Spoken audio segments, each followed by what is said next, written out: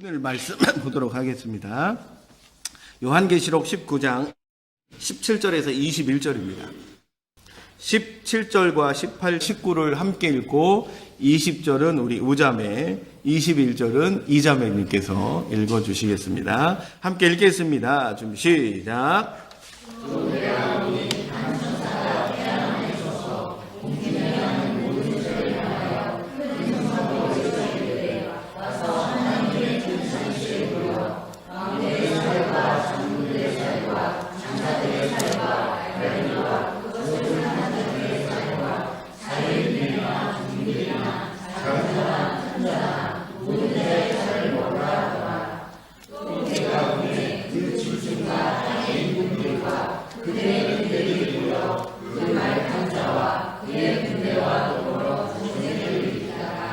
짐승이 잡히고 그 앞에서 표적을 행하던 거짓 선지자도 함께 잡혔으니 이는 짐승의 표를 받고 그의 우상에게 경배하던 자들을 표적으로 모욕하던 자라. 이 둘이 산채로 유황물 붓는 못에 던져지고 그 나머지는 말 탄 자의 입으로부터 나오는 검의 죽음에 모든 새가 그들의 살로 먹으리라. 아멘. 여러분, 오늘 본문에는 빨간색 동그라미가 2개 있죠. 이 뜻은 뭐냐면 두 단락이라는 거예요. 내용이 달라요. 각각. 그렇게 일단 1차적으로 이해하시고 말씀 한 구절을 더 찾아보도록 하겠습니다. 출애굽기 20장 12절입니다. 네, 함께 읽겠습니다. 준비 시작.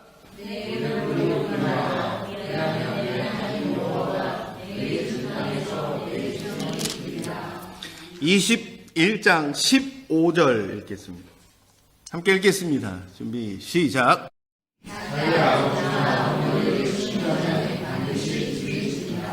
17절 한 번 더 읽겠습니다. 준비 시작.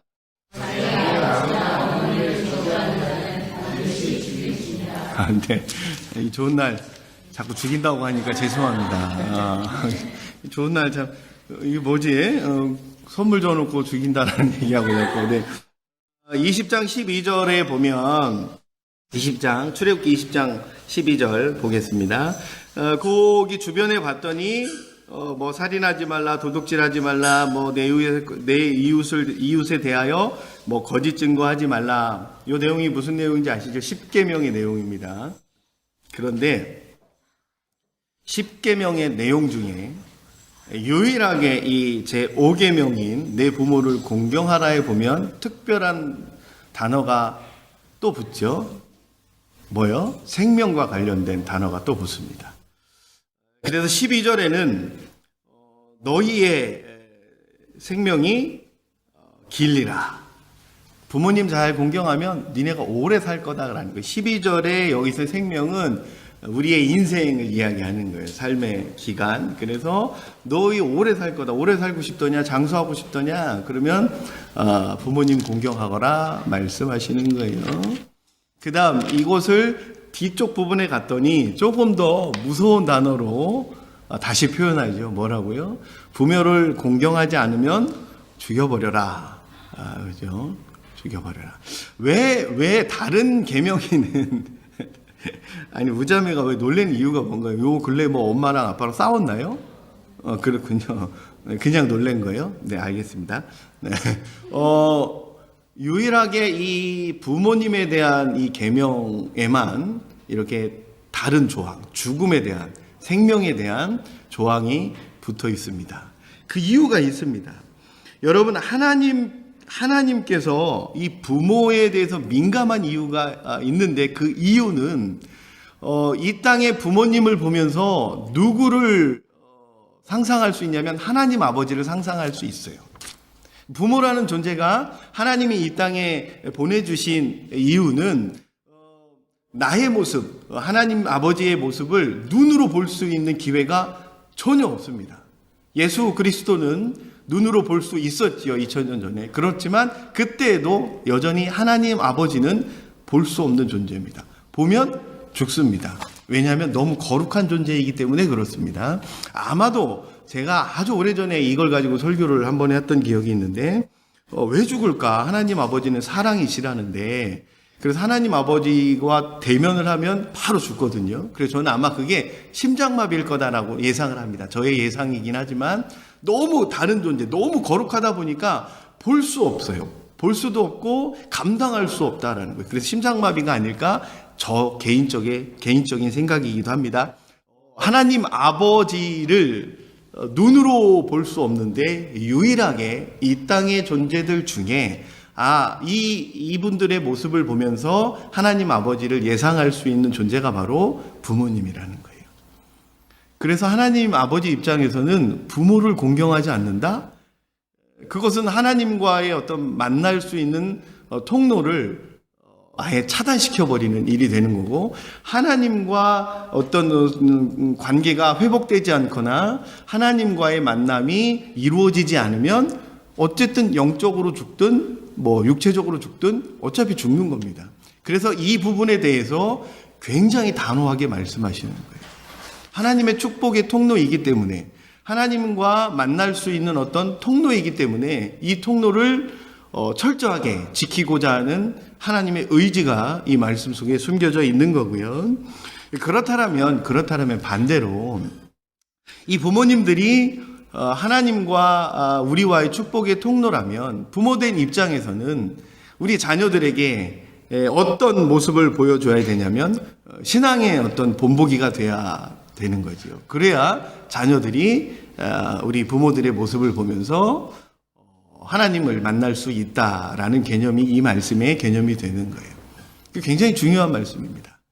어쨌든 여러분 여기에는 부모된 분들도 계시고 또 부모가 될 분들도 계시고, 그래서 부모의 도리를 잘 지키고 또 자녀들은 또 자녀의 도리를 잘 지키는 그런 교회가 되기를 소망합니다.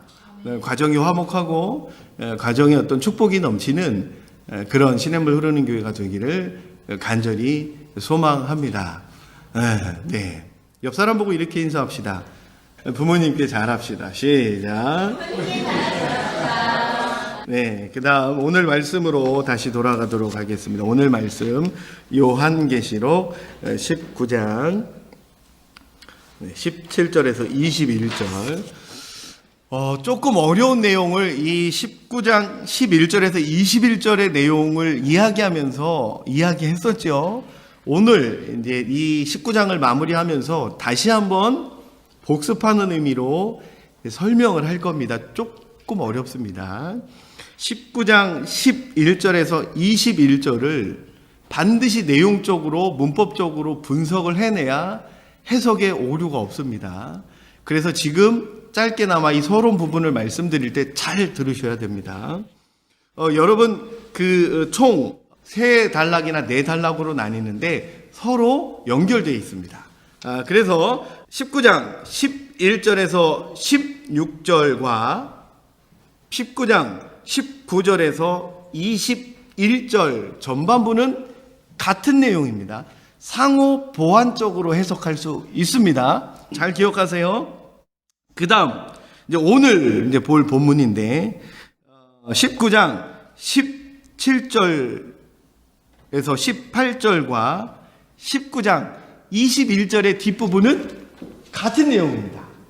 상호 보완적으로도 해석할 수 있고 서로 연결되는 내용입니다. 복잡하죠?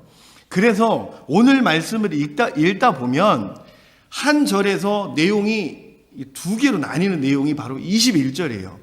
전반부는 무슨 전쟁 얘기 나오다가 후반부는 갑자기 새가 사람의 고기를 먹는 듯한 내용이 나오고 굉장히 좀 복잡합니다. 그래서 21절을 먼저 한번 읽어보도록 하겠습니다. 21절 같이 읽겠습니다. 준비 시작.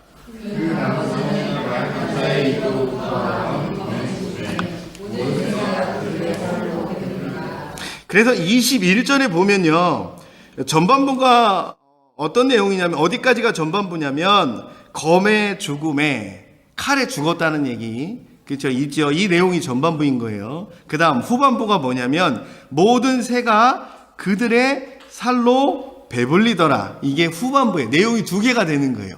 그러면 이게 각각 이어지는 내용이 다른데 21절의 전반부는 어디하고 연결되냐면 19절부터 이어집니다. 그래서 19절부터 21절 전반부는 한 내용이에요.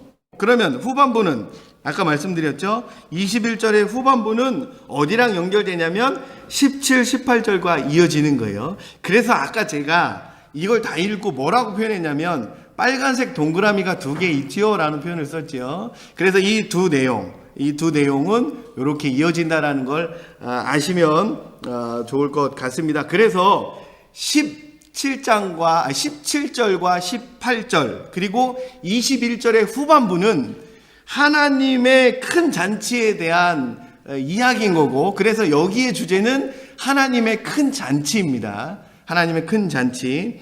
그리고 19절과 20절 그리고 21절 전반부는 하나님과 마귀들과의 전쟁 장면이 나옵니다. 그래서 여기에서 총 주제, 사실은 19장 11절에서 마지막까지의 총 주제가 여기에 나옵니다. 하나님의 큰 잔치라는 거예요. 사실은 하나님의 큰 잔치라는 건 뭐냐면 승리한 자들이 함께 먹고 마시는 잔치다라는 거예요. 결국 20장의 내용은 하나님과 마귀와의 최후 전쟁 이야기가 나오는 거고, 그 전쟁으로 인해서 이 마귀들은 완전히 멸망하는 내용이 20장의 내용인 거잖아요. 그런 내용으로 봤을 때 이 19장 11절에서 마지막 절까지의 총 주제는 하나님의 큰 잔치입니다. 그래서 여러분 주보에 보면 설교 제목이 하나님의 큰 잔치가 되는 거예요. 하나님의 큰 잔치. 네. 그래서 이렇게 아시고 잘 기억하셔야 돼요. 그래서 해석할 때 오류가 없습니다. 그래서 지금 17절부터 볼 건데, 17절, 18절, 21절 후반절의 내용을 요약하면 이거예요. 새들이 사람의 고기를 뜯어먹는다라는 표현이 있어요. 이것을 하나님의 큰 잔치로 표현을 했어요. 근데 여러분, 하나님의 잔치에서, 하늘나라의 잔치에서 새들이 사람의 고기를 뜯어먹는다? 요거는 문자적으로 해석하기엔 조금 잔치의 어떤 특성과 안 맞잖아요. 그래서 이것을 문자적으로 해석하면 조금 위험하고요. 이걸 상징적으로 해석해야 돼요. 그런데 이 사도 요한이 환상을 보면서, 이 환상은 하나님이 에스겔 39장 17절에서 36절의 내용을 보여주시는 거구나 라고 생각을 해서 이 에스겔 39장 17절에서 36절의 말씀을 이 환상과 적용해서 기록을 해요. 그게 바로 17절, 18절의 내용인 거예요. 그러면 이 상징적인 내용을 정확하게 해석해 내려면 우리가 어디 부분을 봐야 되냐면 에스겔 39장 17절에서 36절을 보면 되는데 찾지 마세요. 너무 길어요. 왜냐하면 오늘 고기 구워 먹어야 돼서 너무 일이 많아요. 이것은 나중에 시간 되실 때 찾아보시면 되고, 에스겔 39장 17절에서 36절은 이 내용이에요. 쉬워요. 하나님의 백성을 괴롭히는 대적자들에 대한 심판 내용이에요. 대적자들. 그러니까 이 내용도 결국은 새들이 사람의 고기를 뜯어먹는다라는 표현은 결국 하나님의 교회인 교회, 지금 이 시대의 교회도 포함됩니다. 교회와 성도들을 괴롭히는 마귀들, 그리고 그 마귀들의 부하 노릇을 하는 제국들, 그리고 이 제국의 주변에서 이 제국의 눈치를 보면서 제국의 명령을 순종하는 주변의 나라들, 그리고 이 나라의 왕들, 그리고 이 왕들의 밑에 있는 부하들 다 포함된 겁니다. 그러니까 이 최후 심판은 싹 다 정리하겠다라는 예수님의 강한 의지가 숨겨져 있는 거예요. 교회를 괴롭히는, 성도를 괴롭히는 마귀들, 그리고 교회를 못살게 굴었던 어떤 힘 있는 나라들, 그리고 힘을 가지고 교회를 괴롭히는 사람들 전부를 다 정리하겠다라고 말씀하시는 거예요. 그런데 하나님이 그런 메시지를 선포하면서 에스겔 39장에 나오는 얘기를 활용하셨어요. 어떤 활용이요? 새들이 사람의 살을 뜯어먹는다라는 식의 굉장히 무서운 심판인 거지요. 그래서 이 마지막 심판, 최후 심판은 그래서 굉장히 무서운 심판이 되는 거예요. 그리고 이게 말 그대로 최종적인 심판이 되는 거예요. 마지막 심판. 총 3가지의 심판이 실행되면서 계속 기다리시죠, 예수님이. 아직도 기회가 있어. 아직도 기회가 있어. 이 3가지 심판이 실행되는 이 순간에도 너희들 돌아와도 돼 라고 말씀 계속 하시잖아요. 그러나 정말 그 심판의 마지막 단계인 이 최후 심판 때는 인정사정 없습니다. 지난주에 말씀드렸었죠. 너희에게 자비 따윈 없어 말씀하시잖아요. 그게 최후 심판의 특징입니다. 그러나 여러분 심각할 필요 없습니다. 우리는 아닙니다. 우리 신천에서 오신 이자매님, 우리 우자매님에 이어서 너무 심각한 표정으로 저를 바라보시길래 우리는 아닙니다. 그렇죠? 어쨌든 여러분 기억하세요. 이 심판은 굉장히 무서운 심판이 될 겁니다. 어떤 심판인지 지금부터 단어와 문장 위주로 해석하면서 보도록 하겠습니다. 17절 다 같이 읽도록 하겠습니다. 준비 시작.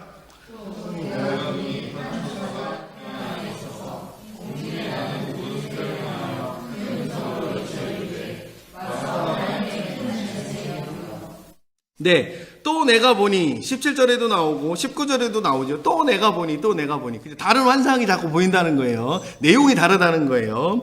그런데 여기에 보면 하나님의 큰 잔치라고 되어 있어요. 그냥 잔치도 아니고 큰 잔치래요. 큰 잔치. 여러분 이게 큰 잔치가 우리는 선뜻 지금 이해가 안 되죠.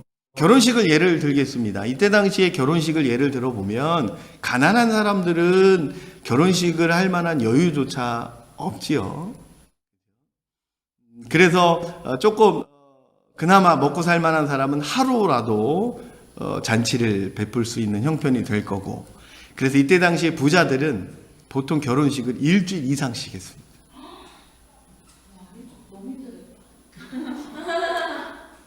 또 설명을 안 할 수가 없네. 주인들은 안 힘들어요. 왜냐하면 웨딩 업체가 이때 당시 있었어요. 연회장이라는 표현이 있죠. 요한복음 2장에 보면 잔치 맡은 연회장이라는 표현이 있어요. 업체들이 있어요. 연회장 입장에서는 일주일 하면 좋은 거예요. 와 힘들겠다가 아니라 그 사람에게 우와 땡 잡았네 뭐 이런 거예요. 땡 잡았네라는 표현 이게 참 MZ 세대하고는 안 맞는데, 네, 그죠? MZ 세대는 뭐라고 표현해야 될까요? 이제 대박 났네요. 그렇죠? 대박 났네. 안 힘들어요. 네, 그러니까 이때 당시는 그래서 일주일 이상. 아마 일주일도 훨씬 더 오래 한 사람들도 있어요. 그래서 이 결혼식에서 부자들은 자기의 어떤 가진 재산도 이렇게 자랑할 수 있지만 이렇게 사회적으로도 굉장히 인정을 받을 수 있는 기회거든요. 그래서 이 사람들은 주변에 가난한 사람들 다 불러다가 막 먹였어요. 그리고 보여주는 거예요. 사람들이 나는 이렇게 좋은 일도 한다. 돈도 많지만 좋은 일도 한다. 그런 거예요. 그래서 여기서 큰 잔치라는 것은 그런 의미로 보시면 될 것 같습니다. 큰 잔치. 그래서 우리에게 하나님이 잔치를 베풀어 주시는데 그냥 어설픈 잔치가 아니라는 거예요. 굉장히 큰 잔치를 베풀어 주신다라는 거예요. 누가요? 하나님께서. 그래서 여기에 단어가 하나님의 큰 잔치다라는 거예요. 여러분은 모두가 다 잔치집에 초대받은 사람입니다. 이미 초대권을 획득한 사람들이다라는 거예요. 그래서 늘 마음속에 그런 자부심과 그런 감사와 찬양을 담고 사시는 여러분이 되시기를 축복합니다. 이제 17절에는 하나님의 큰 잔치에 대한 단어가 나오는 거고 18절에는 심판을 받는 자들의 대상이 나오는 거고 그리고 어떤 심판인지는 21절 후반부에 나오는 이야기입니다. 그래서 여러분 17절에 보면 모든 새라는 표현이 있죠. 모든 새를 다 잔치에 불러 모았대요. 왜요? 그들의 살을 다 뜯어 먹으라고요.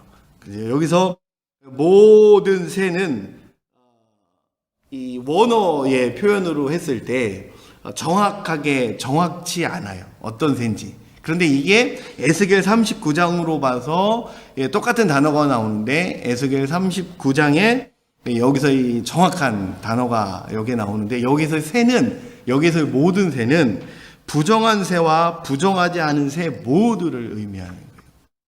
여러분, 성경시대에는 새가 두 종류로 나눴어요. 부정한 새와 부정하지 않은 새.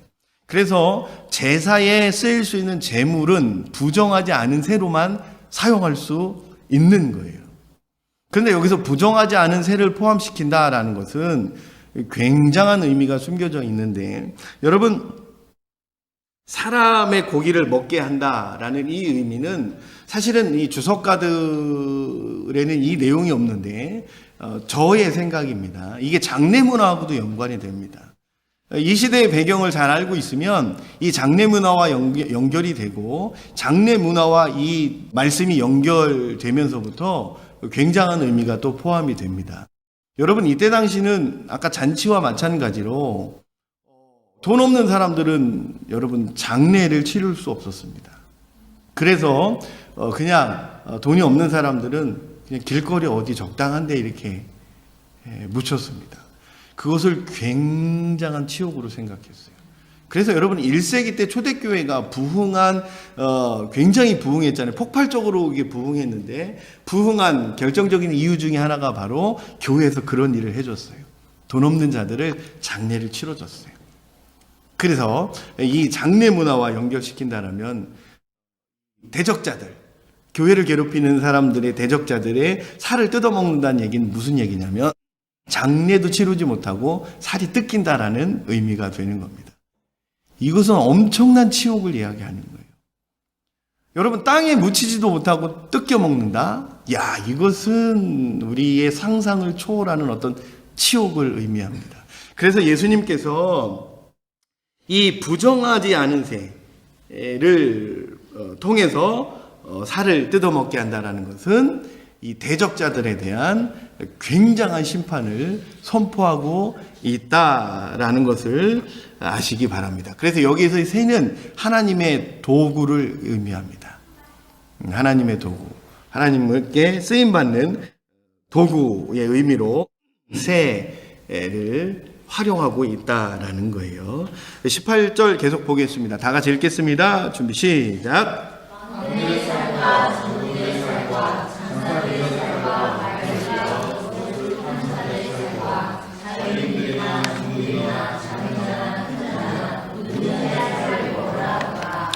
보세요. 맨 마지막에 보면 모든 자의 살이라고 하면 될 것을 누구 이렇게 표현을 하셨어요.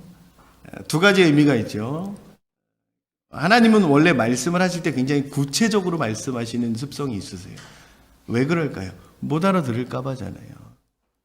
추상적으로 또 두리뭉실하게 얘기하면 이 시대의 사람들이 못 알아듣고, 또 그거 가지고 논쟁을 하고, 또 그거 가지고 자기들 입맛에 맞게 또 변형시키고 막 이런 것 때문에 말씀의 여러 가지 특징 중에 한 가지는 굉장히 구체적으로 말씀하시고 굉장히 쉽게 말씀하신다라는 거예요. 그래서 못 알아들을까 봐 구체적으로 말씀하시는 거고, 또 하나는 강조하시는 거예요. 그래서 여러분, 하나님이 어떤 문장을 통해서, 어휘를 통해서 말씀을 기록하실 때 이 반복하는 걸 조금 싫어하는 성향이 있으신데, 여기에는 살이라는 단어가 5번 이상, 5번 반복이 되지요. 그러니까 누군지 한번 제가 보겠습니다. 18절에 보면 첫 번째, 왕들. 그쵸? 왕들. 뭐 이것은 우리가 아는 그 왕들 맞습니다. 교회를 괴롭히는 왕들 이야기하는 거예요. 성도들을 못 살게 구는 왕들. 그 다음에 장군들. 아시죠? 이 왕의 부하죠. 그 다음에 장사들, 또 이 장군들의 또 부하죠. 그 다음 쭉 타다 보면 자유인들 있죠. 자유인들, 종들. 여러분, 자유인들과 종들 구분이 안 되죠. 자유인들은 누구고 종들은 누구고. 종들은 그냥 노예라고 보시면 되고, 그럼 자유인들은 누구를 의미하냐면, 이때 당시의 배경을 알아야 이 자유인들에 대한 개념을 세울 수 있는데, 여러분, 돈으로 신분을 살 수 있었던 시대입니다. 그래서 노예 신분을 갖고 있던 사람들 중에 돈이 많은 사람들은 돈을 통해서 신분 상승을 할 수 있었어요. 면천을 할 수 있었다라는 거예요. 그 다음 두 번째, 나라에 큰 공을 세우면 그 나라에서 훈장을 받고 그 훈장으로 인해서 신분이 이제 상승이 돼요. 그래서 자유인들이라는 표현을 쓴 거예요. 그러면 예수님이 자유인들까지 말씀하시면서 이렇게 구체적으로 모든 신분들을 말씀하시는 이유, 그죠? 다시 한번 말씀드립니다. 강조하시는 거예요. 하나도 빠짐없이 다 죽여버리겠다라는. 교회를 괴롭히는 자들, 교회를 못 살게 구는 모든 사람들은 내가 다 죽이겠다 말씀하고 계시는 거예요. 여러분, 여기에서 5번 반복된 살이라는 단어 좀 중요합니다. 여기에서의 살은 우리가 생각하는 사람의 살이라는 표현이 아닙니다. 여기에서의 살의 원어적 표현은 그냥 동물의 고깃덩어리라는 표현이 되어 있습니다. 보세요. 교회를 괴롭히는 모든 사람들은 인간으로 취급하지도 않겠다라는 거예요. 굉장히 무서운 얘기죠. 굉장히 무서운 얘기입니다. 고깃덩어리들이다. 그래서 그 고깃덩어리들을 새가 와서 뜯어먹게 한다라는 상징적인 의미가 있는 거죠. 이 상징적인 의미는 심판의 의미다라는 것을 알고 계시면 됩니다. 네, 여기까지가 이제 하나님의 큰 잔치. 그러니까 여러분, 이 지금 새가 사람 대적자들의 그 살을 뜯어먹는 이것은 하나님의 잔치다라는 거예요. 그래서 이걸 상징적인 의미로 해석해야 된다고 말씀드렸죠. 그러니까 결국 하나님의 큰 잔치는 대적자들을 심판한 후에 우리에게 열어주시는 위로와 또 감사의 표시를 전하는 그런 잔치다라는 것을 아시면 될 것 같고요. 그럼 지금부터는 이제 19절부터 21절 전반부까지는 하나님과 마귀들과의 이제 최후 전쟁, 최종 전쟁에 대한 이야기가 나옵니다. 19절 다 같이 읽겠습니다. 준비 시작.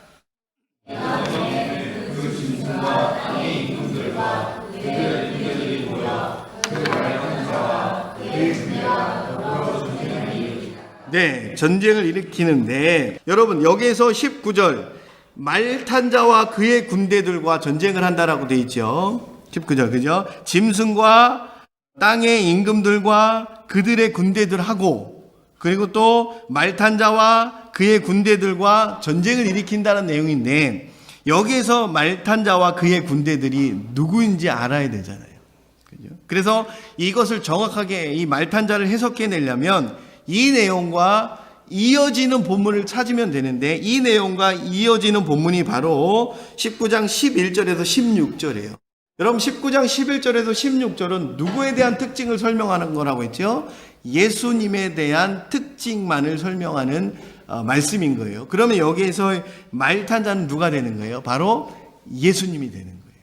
그래서 19절 전반부에 나오는 짐승과 그의 부하들과 그리고 또 예수님과 그의 군대들이 전쟁을 한다라는 의미가 되는 겁니다. 그러면 19절 초반부에 나오는 그 짐승과 땅의 임금들, 그의 군대들이 누군지 해석을 하면 조금 더 구체적으로 우리가 하나님의 은혜를 발견할 수 있잖아요.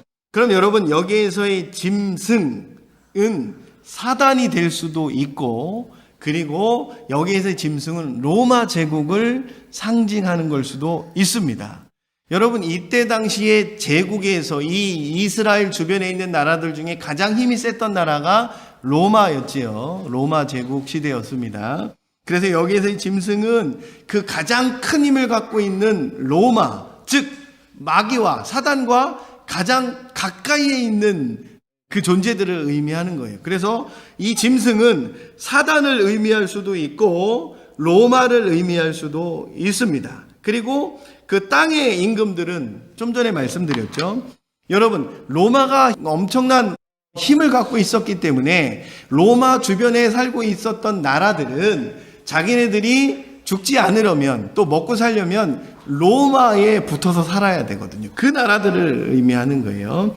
그래서 짐승과 땅의 임금들 또 그의 군대들은 로마와 주변에 있는 그 나라들 중에 교회를 공격하는 나라들을 의미하는 거예요. 그래서 하나님이 재림하시면, 예수님께서 재림하시면 이들과 전면전의 전쟁을 치르는데 그 전쟁의 결과가 바로 20절과 21절 전반부에 나오는 겁니다. 20절 함께 읽도록 하겠습니다. 준비 시작.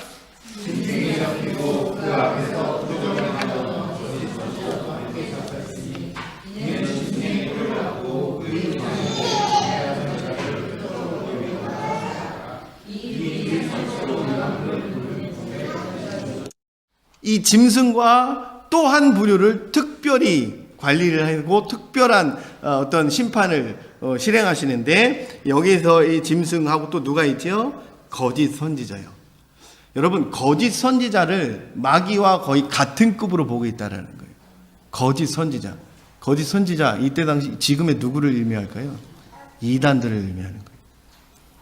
즉 다른 복음을 전하는 자들은 하나님과 거의 마귀와 같은 수준으로, 이 시대의 이단들은 하나님이 마귀와 같은 존재로 취급을 한다라는 거예요. 어마무시한 심판을 받습니다. 굉장히 무서운 심판을 받습니다. 그리고 그 주변에서 빌붙어서 살았던 그 주변의 나라들은 그래도 죽을 때 조금 편하게 죽습니다. 뭐 죽는 건 똑같지만 굉장히 다르게 죽습니다. 그렇죠? 그 내용이 바로 21절에 나옵니다. 어떻게 죽는지 지금 보도록 하겠습니다. 21절 다 같이 읽겠습니다. 준비 시작. 됐습니다. 보세요. 그 주변에서 빌붙어 사는 나라들은 그냥 칼에 죽고 말아요. 칼에 죽어요. 그런데 마귀와 동급인 그 로마 제국과 그리고 마귀와 거짓 선지자들은 어떻게 죽인다고요? 유황불못에 던져진다라는 거예요. 그런데 여러분, 유황불못에 던져진다 라는 의미가 굉장히 무시무시한 심판인데, 여러분, 산채로 유황불에 던져진대요. 산채로. 생매장. 너 묻어버릴 거야, 뭐 이거는. 근데 여기서는 묻어버리는 거에 끝나지 않아요. 펄펄 끓고 있는 유황불에 던져버린대요. 그런데 여기서 산채, 살아있는 채로, 이 단어가 굉장히 중요합니다. 여기에서의 살아있다 라는 단어의 문법은 현재 분사 능동태예요. 지금 살아있다라는 거예요. 그런데 이 의미는 어떤 의미가 되냐면 왕성하게 활동하고 있는 중에라는 의미가 돼요. 그냥 살아있다라는 의미보다 조금 더 구체화된 구체적인 의미인데, 지금 살아있을 뿐만 아니라 지금 이 거짓 선지자들 그리고 마귀들이 왕성하게 활동하고 있는 중이다라는 거예요. 그러면 여기서 알 수 있는 한 가지는 뭐냐면 지금 심판의 때를 이 존재들은 몰라요. 여러분, 여기서 유황불이라는 건 굉장히 무서운 불인데 어떤 불이냐면, 이때 당시에 지금도 어제 제가 우리 최 집사님과 이제 화학과 출신이라 이걸 물어봤어요. 어제 긴 시간 동안 함께 교회에서 있었는데 유황이라는 거에 대해서 물어봤어요. 유황이 주석책에 이렇게 나오는데 맞더냐 그러니까 맞대요. 이 유황이 가장 큰 특징 두 가지가 있어요. 가연성이 굉장히 탁월해요. 불 붙는 속도가 굉장히 탁월하다는 거예요. 그리고 두 번째, 지연성이 있대요. 한번 붙으면 잘 꺼지질 않아요. 여러분, 그 휘발유로 인해서 불이 난, 기름으로 인해서 불이 난, 휘발유로 인해서 불이 난 것도 봤고, 기름에 의해서 불이 난 것도 봤습니다. 제가 언젠가 짜장면 집에 갔는데 이렇게 오픈형, 주방이 오픈된 오픈형 짜장면 집이었는데, 짜장면을 먹고 있는데 사장님이 갑자기 어이구 이러더니 거기에 불이 붙었어요. 기름 웍이라고 하죠. 탕수육을 튀겨야 되는데 거기 불이 붙었어. 근데 당황하니까 물을 확 부어가지고 굉장히 확 부었어요. 짜장면 먹다가 제 윗줄이 벗어서 불을 꺼줬어요. 이렇게. 저는 화학과가 아닌데 그런 생각이 어디서 났나 모르겠어요. 하나님 말씀에 나옵니다.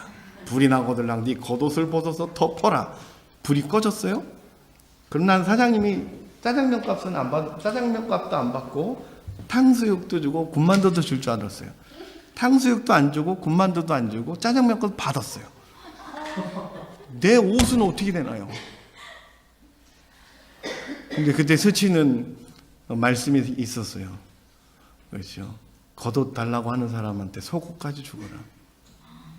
하나님도 너무하시지.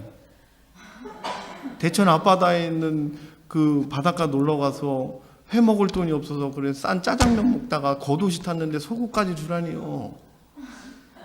그래서 그냥 온 기억이 있는데 그때 그 위력을 알았어요. 그때 그 불에 대한 위력. 네, 뭘 알아서 저렇게 웃는지 모르겠지만, 네, 어쨌든, 네.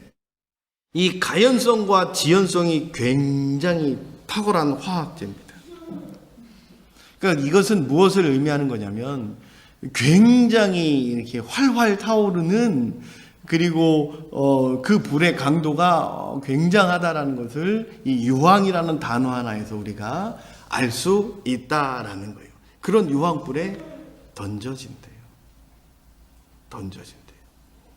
근데 여기에서의 여러분 붙는다. 산채로 유황불 붙는 못에 던져졌다라는 불이 붙는다라는 이 의미가 바로 현재의 분사형입니다. 이것은 뭐냐면 쉴 새 없이 타고 있는 상태를 강조하는 단어인데 쉴 새 없이 타고 있는 상태 이건 현재 분사형이래요. 지금도 이 유황은 활활 타고 있대요. 누구를 위해서요? 마귀들을 위해서 그리고 교회를 괴롭히는 자들을 위해서 이미 준비가 끝난 상태다라는 것을 말씀하시는 거예요. 지금도 불이 타고 있대요. 하늘나라 어디에선가. 그럼 여기서 두 가지를 우리가 알 수 있는데 첫 번째, 심판의 시간을 우리가 알 수 없다라는 거예요. 이미 벌써 하늘나라에서는 심판의 준비가 끝이 난 상황이에요. 그래서 사실 우리 고기 구워 먹다가 확 예수님 재림하실 수도 있어요. 근데 제가 어제 기도했거든요. 하나님 고기 거먹고 후식까지 먹고 나서 오시면 오셔야지. 고기 거먹고 중간에 오시면 다 널브러져 있는 거 다 언제 치우고 하늘나라 갑니까? 그러니까 조금 만약에 혹시 오늘 오시거들랑 고기 다 거먹고 또 커피 마시고 그리고 제가 창고까지 다 집어넣고 창고 문까지 딱 잠글 때까지 그때까지 기다려주세요라고 기도했습니다. 언제 올지 모른다라는 의미가 이 안에 있고 두 번째가 바로 예수님의 분노를 알 수 있어요. 예수님의 이 마음속에 이 엄청난 분노를 우리가 여기서 예상할 수 있어요.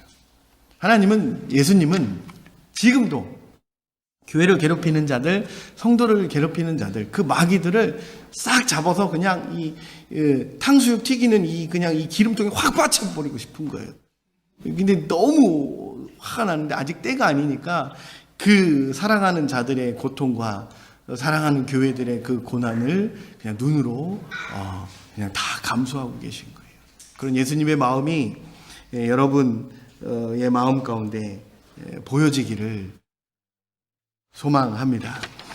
여러분 21절 다 같이 한 번 더 읽도록 하겠습니다. 다 같이 읽겠습니다. 준비 시작.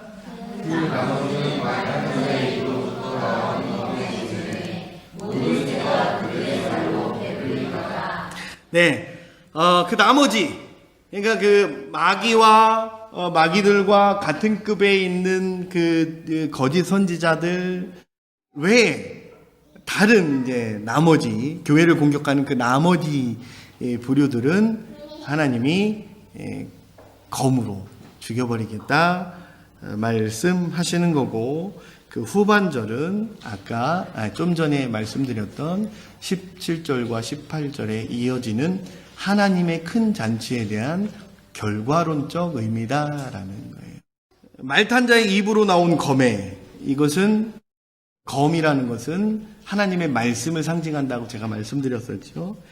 그러니까 이것은 예수님의 말씀으로 심판이 다 실행된다라는 의미가 됩니다. 여러분 하나님께서 천지를 창조하실 때 뭘로 창조하셨죠? 말씀으로. 예수님이 이 세계, 이 세상을 마지막으로 심판할 때도 뭘로요? 말씀으로. 그래서 예수님을 표현할 때 뭐라고 표현하냐면 알파와 오메가요 라는 표현을 써요. 예수님은 처음과 끝이다. 이것은 무엇을 말씀하실까요? 예수님은 처음과 끝이 동일하다라는 거예요. 예수님이 우리를 한번 사랑한다고 했으면, 우리를 책임진다고 했으면 그 책임, 그 말은 처음과 끝이 똑같다 말씀하시는 겁니다. 여러분, 그러면 예수님의 하늘나라에서 이런 큰 잔치를 열어주셨어요. 열어놓으셨어요. 그리고 누구를 기다릴까요? 저와 여러분을 기다리시지 않을까요? 제발 이 잔치에 오기만을 고대하고 계시다라는 거예요. 그러면 여러분, 교회 안에서, 시냇물 흐르는 교회 안에서 지금 예배 드리고 있는 여러분, 예수님 바라보시기에 불안하지 않을까요? 떠나진 않을까? 우리 우자매, 이자매, 교회를 떠나진 않을까? 떠나면 어떡하지? 그런 속타는 마음으로 우리를 바라보시지 않을까 싶습니다. 여러분, 오늘 이 말씀이 여러분 마음밭에 새겨지기를 간절히 소망합니다. 그래서 예수님의 이 마지막 때에 여러분을 향한 그 사랑의 메시지가 늘 삶 가운데 느껴지시고, 늘 삶 가운데 힘이 되는 그런 말씀이 되기를 여러분 축복합니다. 네, 제가 기도하겠습니다. 하나님 아버지, 감사합니다. 이 마지막 때에, 참 힘들고 어려운 이 때에 우리를 바라보시면서 힘내라고 늘 응원하시는 그 예수님의 그 음성이 이 말씀을 통해서 느껴지기를 소망합니다. 때로는 포기하고 싶을 때 있을 수 있습니다. 때로는 그만두고 싶을 때 있을 수 있습니다. 그렇지만 그 순간에 반드시 오늘 말씀이 기억나게 하시고, 반드시 오늘 말씀이 우리의 삶 가운데 새겨지는 기적이 일어나게 하여 주시기를 소망합니다. 그렇게 될 줄로 믿고 예수님 이름으로 기도했습니다. 아멘.